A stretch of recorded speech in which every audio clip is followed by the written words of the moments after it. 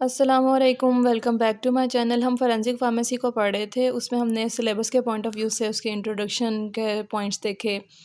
ठीक है, role of pharmacist देखा, एथिक्स देखे, फिर ड्रग एक्ट 1976 को देखा, फिर ड्रग रूल्स किए 1976 के। अब हम इसका करने लगे हैं टॉपिक पंजाब ड्रग रूल्स 2007। ठीक है, इसको हम देखेंगे बहुत ही जल्दी जल्दी क्योंकि इसके अंदर काफ़ी चीज़ें ऐसी हैं जो आप पहले पढ़ चुके हैं। ठीक है, और आसान सा है ये और इतना लेंथी भी नहीं है, शॉर्ट सा है। तो साथ साथ इसमें एमसीक्यूज़ भी आपके देख लेंगे कि जो आपके कॉम्पिटिटिव एग्ज़ाम्स के हवाले से इंपॉर्टेंट है, और इसमें अमेंडमेंट्स भी शामिल हैं। ठीक हो गया। चलो स्टार्ट करते हैं। बिस्मिल्लाहिर्रहमानिर्रहीम। चैप्टर 1 इसका प्रीलिमिनरी चैप्टर है। शॉर्ट टाइटल और कमेंसमेंट। इसका टाइटल इसका पंजाब ड्रग रूल 2007 है, और कहता है कि शेड्यूल जी के अलावा बाकी सारे ड्रग्स के बारे में जो भी है एप्लीकेशन दे रहे हैं वो सारे अप्लाई होंगे एट वंस ही। उसकी कमेंसमेंट है शेड्यूल जी जो है वो 10 साल के बाद, और बाकी सारे एट वंस इसकी कमेंसमेंट हो जाएगी, इसकी जो भी रूल्स वगैरह ये देते हैं। डेफिनेशन देखें, एक्ट जहाँ पे भी आएगा इसके अंदर उसका मतलब होगा द ड्रग्स एक्ट 1976। कमेटी जो है कहता है बोर्ड की कमेटी होगी। डिस्ट्रीब्यूटर ज़ाहिर है जो कि होलसेलर या सप्लायर है जो डिस्ट्रीब्यूट कर रहा है। डिस्ट्रिक्ट बोर्ड कहता है कि हमारा ये डीक्यूसी भी हो सकता है, यानी कि जो डिस्ट्रिक्ट क्वालिटी कंट्रोल बोर्ड है उसके बारे में अंदर पूरा जो है ना डिटेल दी हुई है उसने, और वो इंपॉर्टेंट टॉपिक है इस वाले टॉपिक का, यानी पंजाब ड्रग रूल्स में वो इंपॉर्टेंट टॉपिक है। फार्म कहता है कि जैसे फार्म्स उसने शेड्यूल ए में मेंशन किए हुए हैं वो हम लास्ट पे देखेंगे कौन कौन से फार्म्स हो सकते हैं। वो एमसीक्यूज़ में आपसे पूछता है। ठीक है, ये वाला फार्म किस चीज़ के लिए, ये वाला फार्म, तो you have to know that. Government जो है यहाँ गवर्नमेंट ऑफ पंजाब, यानी कि ये पंजाब रूल्स हैं तो फिर यहाँ गवर्नमेंट ऑफ पंजाब की बात होगी अगर यहाँ पे मेंशन करेंगे उसको, गवर्नमेंट को। फिर हमारा इंस्पेक्टर है। इंस्पेक्टर जो मतलब जो प्रोविंशियल ड्रग इंस्पेक्टर है, प्रोविंस के हवाले से बात करें 17 स्केल पे जो होते हैं। 18 वाला पावर ऑफ इंस्पेक्टर था। 19 वाला जो सब सेक्शन था हमारा एक्ट का वो प्रोसीजर फॉर इंस्पेक्टर था। आपको ये चीज़ें जो है ना याद होनी चाहिए ज़ुबानी। और लाइसेंसिंग अथॉरिटी कहता है, लाइसेंसिंग अथॉरिटी जो है उससे मतलब जो लाइसेंस प्रोवाइड करी होती है, अब उसका जो सेक्रेटरी है वो हो सकता है, उसका जो हेड है वो हो सकता है। मेडिकल स्टोर जिस पे शेड्यूल जी के अलावा जितनी ड्रग्स जो हैं वो स्टोर्ड होती हैं, sold offered for sale. Manufacturer जो ड्रग को मैन्युफैक्चर कर रहा है। साइकोट्रॉपिक ड्रग्स हैं या नार्कोटिक ड्रग्स, ये कहते हैं शेड्यूल बी और डी के अंदर आ रही हैं। शेड्यूल्स का भी आपको आइडिया होना चाहिए, एमसीक्यूज़ में आपसे पूछते हैं। उसके अलावा फार्मेसी वो है जहाँ पे ड्रग्स वगैरह स्टोर की जाती हैं, रखी जाती हैं, और जब भी प्रिस्क्रिप्शन आएगी तो प्रिस्क्रिप्शन के अकॉर्डिंग जो है वो डिस्पेंस की जाएगी। ठीक है, प्रोविंशियल बोर्ड कहता है जो हमारे पीक्यूसीबी है, provincial quality control board, registered medical practitioner वो होता है जो पीएमडीसी से रजिस्टर्ड हो। ठीक है, उस ऑर्डिनेंस के मुतालिक शेड्यूल्स उसने दिए हुए हैं। सेक्शन यानी एक्ट का सेक्शन, सेलर जो सेल कर रहा है, होल सेल ऐसा पर्सन जो कि सेल करने की नीयत से चीज़ खरीदता है। ठीक है, उसने आगे जो है वो यूज़ नहीं करनी, सेल करनी है। चैप्टर 2 हमारा जो है वो पीक्यूसीबी पे आ जाता है। ये आपका इंपॉर्टेंट टॉपिक है और बहुत ज़्यादा इंपॉर्टेंट है पेपर पॉइंट ऑफ व्यू से भी और कम्पिटिटिव एग्जाम्स में एमसीक्यूज़ के हवाले से भी। अच्छा, इसमें पहले उसने जो है हमें कंपोज़िशन बता दी हुई है बोर्ड की, तो ये कंपोज़िशन इंपॉर्टेंट है। कहता है सेक्रेटरी है, उसमें एक एडिशनल सेक्रेटरी होता है, ड्रग कंट्रोलर है, फार्मासिस्ट प्रोफेशनल होता है एक जो कि 5 ईयर एक्सपीरियंस के साथ होगा और 4 साल के लिए उसको अपॉइंट किया जाता है। फार्माकोलॉजिस्ट होगा जिसको 4 साल के लिए अपॉइंट किया जा रहा है। एक मेडिसिन का प्रोफेशनल होगा जिसको 4 साल के लिए अपॉइंट किया जा रहा है। फिर डीसीओ है हमारा डिस्ट्रिक्ट कोऑर्डिनेशन ऑफिसर, फिर ईडीओ है एग्जीक्यूटिव डिस्ट्रिक्ट ऑफिसर, और फार्मासिस्ट होता है जो कि 4 साल के लिए अपॉइंट किया जा रहा है, जो सेक्रेटरी होगा। अब उसकी क्या क्राइटेरिया है, कहता है कि या तो वो ग्रेजुएट हो या उसने कोई हायर डिग्री ली हो और उसका एक्सपीरियंस जो है तकरीबन 10 साल का एक्सपीरियंस हो। ठीक है, कहता है 10 ईयर का एक्सपीरियंस होता है, उसका एक्सपीरियंस होगा तो फिर उसको जो है ना वो पीक्यूसीबी सेलेक्ट करेगा। फिर फार्मास्यूटिकल एक्सपर्ट होता है इसमें। और कोरम जो है वो कहता है मिनिमम नंबर जो रिक्वायर्ड होता है हमारा कोई फैसला करने के लिए, कहता है 5 लोग जो है ना, जिनमें चेयरपर्सन और वाइस चेयरपर्सन जो है शामिल हैं, 5 लोग जो है ना वो होंगे तो फिर वो मिलके कोई भी फैसला कर सकते हैं किसी के भी हक में। फिर कहता है कि अगर तो हमारे बोर्ड में किसी किस्म का मसला आ रहा है, जैसे कोई वैकेंसी खाली थी या कोई कह लो कि उसमें डिफेक्ट है, ठीक है, डिफेक्ट वगैरह, तो उसमें ये नहीं होगा कि प्रोसीडिंग वगैरह उसकी मानी नहीं जाएगी। जो फ़ैसला होगा वो हतमी होगा। ठीक है, ये नहीं है कि उधर कोई प्रॉब्लम आ जाएगी, फ़ैसला वैसे ही होगा। फिर ज़रूरत पड़ने पे जो पीक्यूसीबी है वो किसी और को भी बाहर से हायर कर सकता है कि जिसके पास अच्छी ट्रेनिंग और एक्सपीरियंस है, तो उसे कहे कि चलें आप आएँ आके हमारी इस मामले में हेल्प करें। फिर डिस्ट्रिक्ट बोर्ड है हमारा आगे, जो डिस्ट्रिक्ट क्वालिटी कंट्रोल बोर्ड है, इसका भी उसने जो है ना कंपोजिशन बता दी हुई है। हमारा डीसीओ है, ईडीओ है, फार्मास्यूटिकल एक्सपर्ट है, मेडिसिन एक्सपर्ट है, सेक्रेटरी है। ठीक है, तो कहता है इसकी जो है ना क्राइटेरिया ये है सेक्रेटरी का कि 5 साल का उसका एक्सपीरियंस हो। डीक्यूसीबी के लिए 5 साल का एक्सपीरियंस, पीक्यूसीबी के लिए 10 साल का एक्सपीरियंस। ठीक है, ये छोटे-छोटे पॉइंट्स जो हैं वो एमसीक्यूज़ रिलेटेड इंपॉर्टेंट हैं। तो अभी तक जो चीज़ें आपने पढ़ी हैं उसमें कंपोजिशन ही जो है ना इनकी नहीं है, बाकी तो आपने चीज़ें तकरीबन पहले पढ़ी हुई हैं, आपने जो हमने एक्ट पढ़ा था। प्रोसीजर फॉर बोर्ड जो है इसमें भी तकरीबन सेम टू सेम वही चीज़ें जो पढ़ी थी। ठीक है, कहता है कि जो हमारा ड्रग इंस्पेक्टर होगा ना वो क्या करेगा कि मंथली रिपोर्ट सबमिट करवाएगा। ठीक है, कहता है फार्म 1 पे डिस्ट्रिक्ट वालों को और फार्म 2 पे जो है वो प्रोविंशियल बोर्ड को अपनी जो भी रिपोर्ट्स है वो सेंड करेगा, और ये जो बोर्ड्स हैं उस इंफॉर्मेशन को मेंटेन करके रखेंगे और उनको रिव्यू करते रहेंगे। जो ये बोर्ड्स हैं उनकी मीटिंग कहता है वंस इन अ मंथ होती है, और इन्होंने जो है वो क्वालिटी कंट्रोल जो ड्रग्स के उस सिचुएशन को जो है वो रिव्यू करना होता है साथ साथ। फिर आगे कहता है कि अगर कोई जो है ना वो खिलाफ वर्जी करता है उस केस में क्या होगा। ठीक है, एक्शन प्रपोज जो है वो against is taken against a person, किसी के खिलाफ एक्शन लिया जाता है तो पहले शो काज नोटिस भेजा जाएगा कि वो बंदा आए और अपने हक में आके बताए कि क्यों ये वजह, मतलब क्या वजह थी उसकी, क्यों उससे ये वाली गलती हुई, अपनी रीज़न आके बताएगा। ठीक है, तो शो काज नोटिस उसको दिया जाता है। अगर तो वो आगे अपनी जो है ना वो कह लें कि बता सकता है कि ये प्रॉब्लम थी, मुझे ये रीज़न थी, तो फिर उसकी रीज़न जो है वो मान ली जाती है। नहीं तो क्या होता है फिर कि उसका जो लाइसेंस है वो सस्पेंड भी किया जा सकता है और कैंसिल भी किया जा सकता है। ठीक है, या फिर कहता है प्राइमा फेसाई जो है ना उन लोगों के बारे में पहले वो पता करते हैं कि ये कौन लोग थे जो रिस्पॉन्सिबल थे। हमने प्राइमा फेसाई भी देखे थे, मतलब जो मेन बंदे होते हैं पीछे जिनकी वजह से वो कह लें कंट्रावेंशन हो रही होती है, तो कहता है उनके खिलाफ जो है वो प्रोसिक्यूशन किया जाता है। और अगर कोई नॉन कोगनाइजेबल कोई हो, मतलब उसने नॉन कोगनाइजेबल कंट्रावेंशन किया, तो उनको सिर्फ वार्निंग दे के भी छोड़ा जा सकता है, या उनकी जो है ना डीसीलिंग की जाए किसी मतलब एरिया की जहाँ या उसके अलावा कहता है रिकॉल बैच किया जा सकता है कि अगर उनका बैच जो है वो सुपीरियस था या मिक्सिंग की गई थी तो उनकी बैचेस जो रिकॉल कर ली जाते हैं। तो ये वाली रिकॉलिंग वगैरह भी आपने पढ़ा था, प्राइमा फेसाई भी पढ़ा था, वार्निंग के हवाले से भी पढ़ा था, कोगनाइजेबल नॉन कोगनाइजेबल भी सारी चीज़ें आपने पढ़ी हुई हैं। इसलिए मैं कह रही थी कि इसमें ज़्यादातर चीज़ें आपने पढ़ी हुई हैं, सिर्फ इसमें रिवाइज़ करना है आपने, या इसके आप सेक्शंस देख लेंगे। ठीक है, क्वालिफ़िकेशन भी बहुत आसान है। कहते हैं कि पाकिस्तान जो फार्मेसी काउंसिल है, फार्मेसी काउंसिल ऑफ पाकिस्तान, उसके किसी रेप्यूटेबल अदारे से जो है वो इनकी एजुकेशन हो, और एनालिस्ट के बारे में कहता है कि 3 ईयर एक्सपीरियंस भी हो उसका। इंस्पेक्टर की ड्यूटीज़ भी आपने पढ़ी हुई हैं, जो उसका प्रोसीजर या पावर्स थे, और जो अपने ड्रग एक्ट में उसमें कहीं न कहीं आपको आइडिया हो जाता है कि इंस्पेक्टर करता क्या है। ठीक है, उसने अपने जो भी उसको प्रेमिसेस दिए होते हैं उनकी इंस्पेक्शन करनी होती है।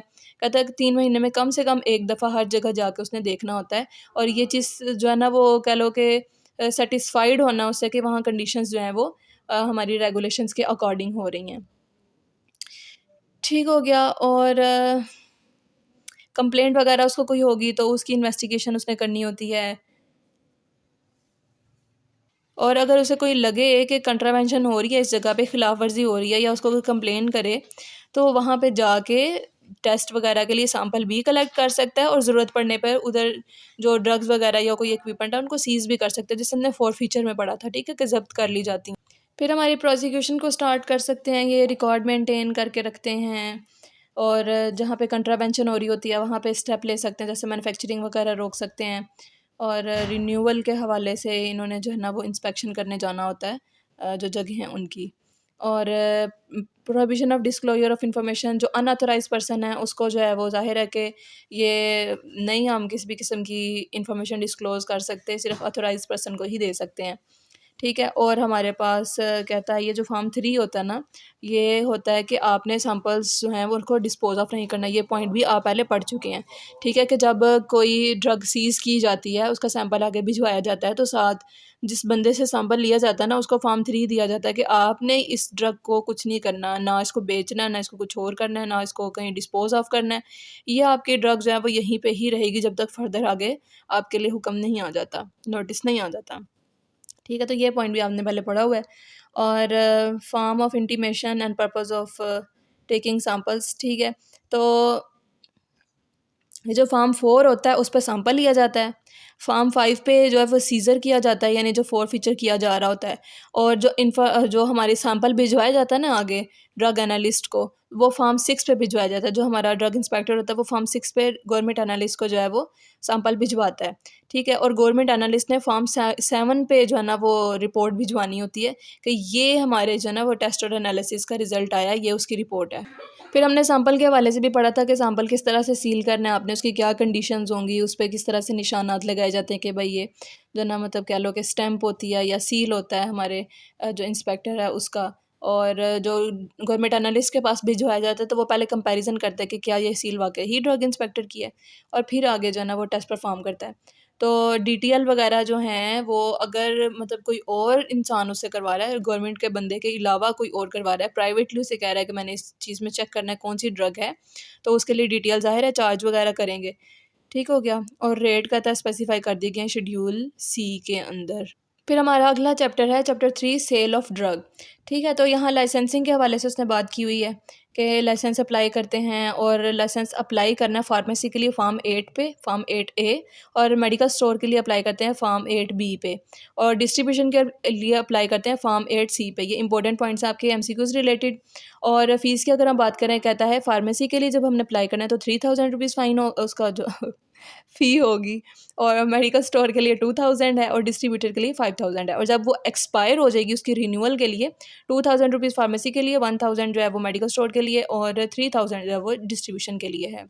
कहता है कि अगर क्वालिफाइड पर्सन वहाँ चेंज किया जाता है, ठीक है, कि पहले कोई और फार्मासिस्ट था उसके ऊपर लाइसेंस और होगा, अब कोई फार्मासिस्ट हमने चेंज किया है, या फिर हमारा लाइसेंस जो है वो गुम हो गया है, वो लॉस हो गया, डीफेस्ड हो गया, कुछ उसका प्रॉब्लम हुआ है, तो कहता है 50% जो उसकी फ़ी होगी वो दोबारा भरनी पड़ेगी।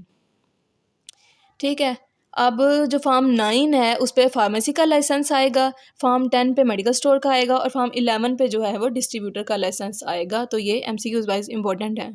फिर मोर देन वन ड्रग की सेल की अगर हम बात करें तो उसके लिए सेपरेट लाइसेंस लेना पड़ता है। ड्यूरेशन लाइसेंस इसका 2 ईयर्स तक होता है, और अगर वो मतलब एक्सपायर हो जाता है तो 30 डेज़ के अंदर अंदर जो है वो उसको रिन्यूअल के लिए अप्लाई करना पड़ता है। ठीक है, और 45 डेज़ में जो है वो हमारा लाइसेंसिंग अथॉरिटी लाइसेंस इशू करेगी। अगर ना कर पाएगी तो वो रीज़न्स बताएगी कि किस रीज़न की वजह से जो है लाइसेंस नहीं दे पाए थे, और अगर वो देखे कि लाइसेंस नहीं देना चाहिए तो वो रिफ्यूज़ भी कर सकता है। ठीक हो गया। आगे condition for issuance of licences के कंडीशंस वगैरह क्या होंगी, तो ये भी आपको पहले से ही आइडिया है कि किस तरह फार्मेसी या मेडिकल स्टोर की कैसी कंडीशंस होनी चाहिए। तो ऐसे कहता है कि एडिकेट फैसिलिटी हो, उसकी जो है ना डर्ट वगैरह से प्रोटेक्शन हो, हाइजीनिक कंडीशंस मेंटेन होने चाहिए, और जो मिनिमम रिक्वायरमेंट बताई गई हैं हमें शेड्यूल एफ में, कहता है उनको वो फुलफ़िल कर रही हूँ। फिर कहता है एरिया जो फार्मेसी का वो 140 स्क्वायर फीट होना चाहिए, और डिस्ट्रीब्यूशन का कम से कम एरिया 500 स्क्वायर फीट हो। हमारे मेडिकल स्टोर का एरिया कम से कम 96 स्क्वायर फीट्स तक हो। ठीक है, तो ये एमसीक्यूज वाइज जो है ना ये पॉइंट्स इंपॉर्टेंट है, तो आपको जो है ना वो देखना चाहिए। फिर किसको हमारा लाइसेंस नहीं मिलेगा, वो वाला बंदा जो कानून की खिलाफ वर्जी करता है, जिसको 1 साल या उससे ज़्यादा की जेल हो चुकी है, या 30,000 तक उसको जुर्माना हुआ है, या वो स्पूरियस ड्रग वगैरह मैन्युफैक्चर करता हुआ पकड़ा गया है। तो ये वाले पॉइंट्स जो हैं वो देखने ज़रूरी होते हैं। ऐसे बंदों को फिर लाइसेंस इशू नहीं किया जाता।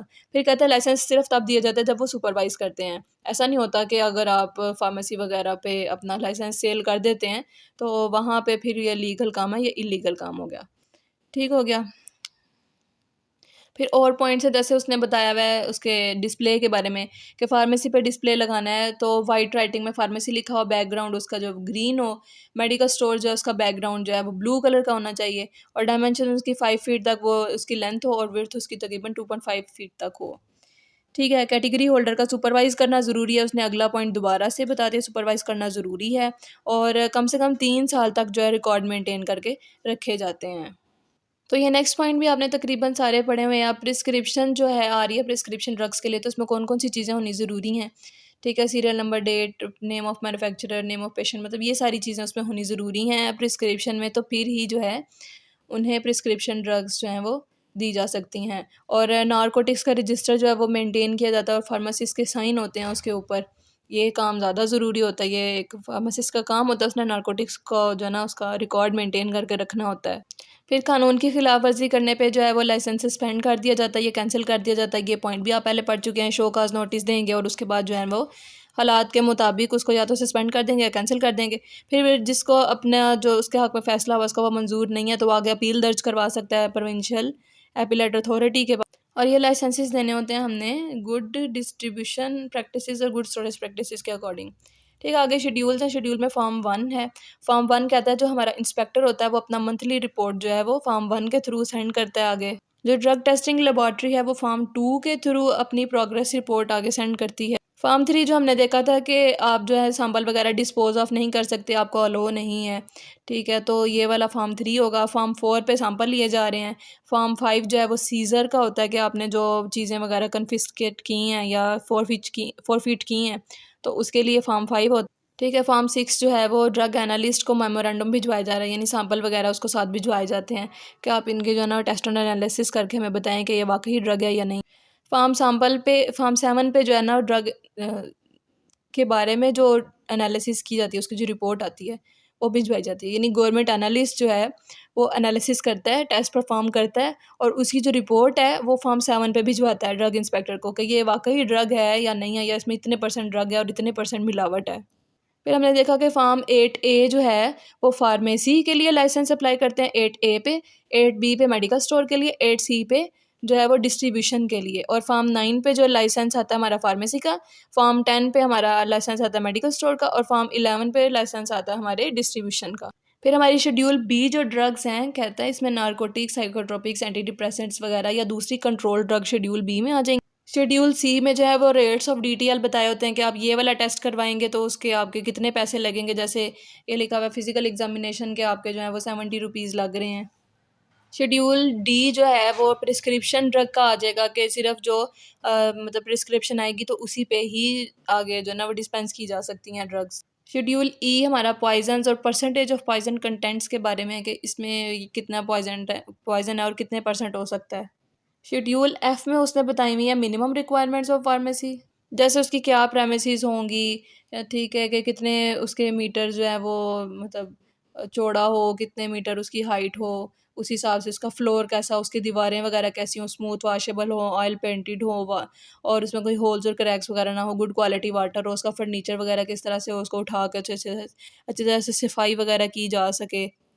ठीक है, तो काफ़ी हद तक फार्मेसी की मिनिमम रिक्वायरमेंट्स भी आपको पहले पता है। शेड्यूल जी में कहता है वो वाली ड्रग्स हैं जो मेडिकल स्टोर में सोल्ड नहीं की जा सकती, जैसे एंटी लेप्रोसी है या इम्यूनोलॉजिकल प्रोडक्ट्स हैं, हमारे इम्यूनोसप्रेसेंट्स हैं, एनेस्थीसिया वगैरह है, तो ये सारे शेड्यूल जी में आ जाएंगे। शेड्यूल एच हमारा जो है अमेंडमेंट में आया हुआ है, ठीक है, तो कहता है इसमें गुड स्टोरेज और डिस्ट्रीब्यूशन प्रैक्टिसेस के हवाले से बात आ जाती है कि क्या वहाँ पे प्रैक्टिसेस चल रही हैं। तो हम इसको आज यहीं तक ही देख रहे थे, यहाँ पे हमारे ख़त्म हो जाते हैं पंजाब ड्रग रूल्स 2007 के। आपकी 9th सेमेस्टर की फोरेंसिक फार्मेसी तकरीबन कंप्लीट हो चुकी है। अब जाने से पहले वीडियो का आप लाइक ज़रूर करें, अपना ख्याल रखें, अपने प्यारों का भी। अल्लाह हाफिज़।